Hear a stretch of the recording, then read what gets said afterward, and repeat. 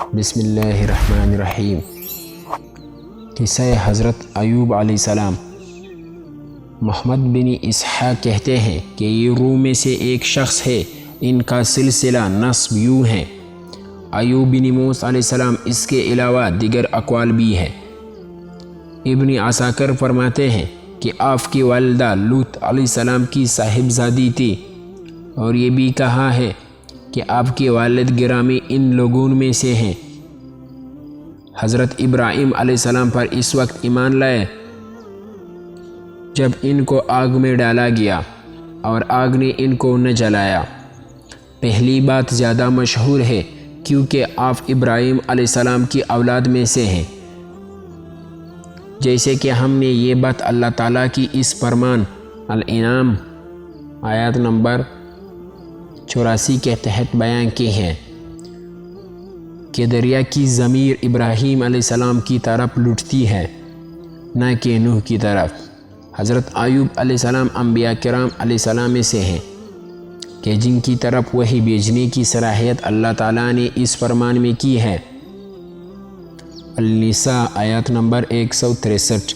اے محمد، ہم نے تمہاری طرف اسی طرح وحی بھیجی ہے جس طرح نوح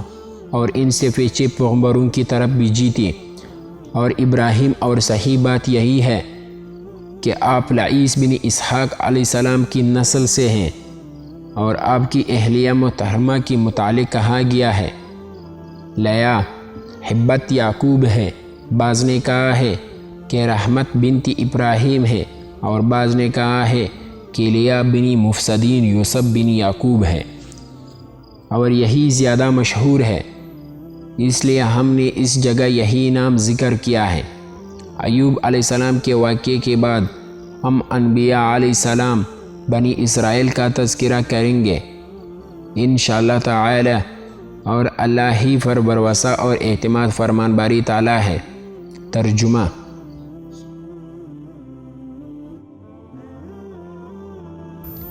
اور ایوب کو یاد کرو جب انہوں نے اپنے پروردگار سے دعا کی